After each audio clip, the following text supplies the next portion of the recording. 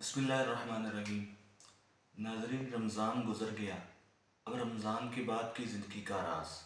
और रमज़ान के अंदर हमारा अज़ली दुश्मन शैतान कैद था।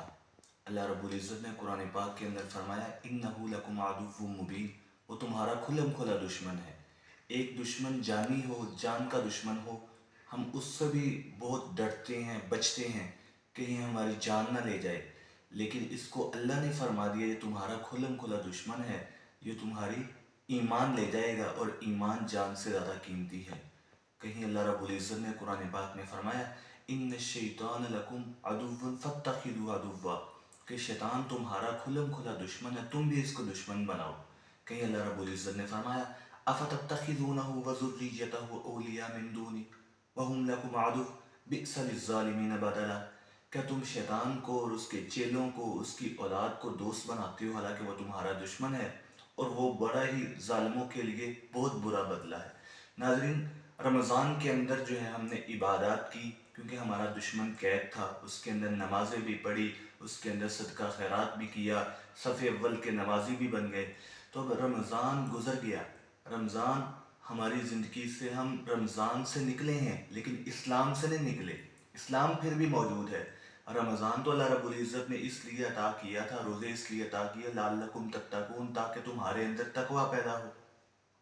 तो रमज़ान के अंदर जो नेकियां की थी, अब उन नेकियों की हिफाजत भी करनी है। जिस तरह नेकी करना, फिर नेकी की हिफाजत करना, यह बड़ा मुश्किल काम है। नेकी की हिफाजत करना भी ज़रूरी है। जिस तरह एक तालाब के अंदर, पानी की टैंकी के अंदर अगर पानी जाता है और नीचे से सारी नल खोल दी जाए, तो वो पानी उसके अंदर महफूज नहीं रहेगा।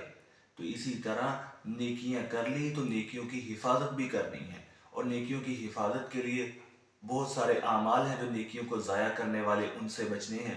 उनमें से अल्लाह रब्बुल इज़्ज़त ने कुरान पाक में फरमाया, या अय्युहल्लज़ीना आमनू ला तुब्तिलू सदकातिकुम बिलमन्नि वल अज़ा। ऐ ईमान वालो, तुम अपनी नेकियों को ज़ाया ना करो, अपने अमाल को ज़ाया ना करो एहसान जतलाकर। रमज़ान के अंदर आमतौर पर लोग सदका खैरात करते हैं, गुरबा की मदद भी करते हैं।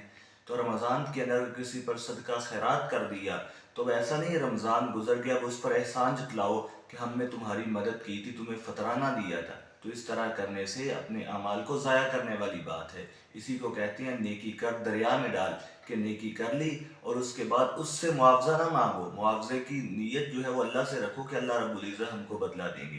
तो इसी तरह नमाज जिस तरह रमज़ान में शुरू की थी, रमज़ान के अंदर तकवा पैदा हो, तो रमज़ान के बाद भी उनको कंटिन्यू रखना चाहिए, ताकि हम जो है, रमज़ान के अंदर दुश्मन कैद था, अब दुश्मन खुल गया, लेकिन उससे मुकाबला किया जाए। हर तरह के हरबे इस्तेमाल करेगा, लेकिन फिर भी नमाज को नहीं छोड़ना, और जो आमाल रमज़ान के अंदर करते थे रमज़ान के बाद भी जारी रखना है। इसलिए हम जो है रब्बे रमज़ान की इबादत नहीं करते थे, और रमज़ान के रब की नहीं, हम रब्बुल आलमीन जो तमाम जहानों का रब है उसकी इबादत करने वाले हैं। और ऐसा भी नहीं कि हमें सिर्फ मौत का खौफ रमज़ान के अंदर था, रमज़ान के बाद मौत नहीं आएगी। मौत तो हर वक्त जो है आ सकती है, हर वक्त किसी का वक्त मुतय्यन नहीं है, उसकी तैयारी करनी है। दुआ है कि अल्लाह रब्बुल इज़्ज़त हम सबको नेक अमाल करने की तौफीक अता फरमाए। वमा अलैना इल्लल बलाग।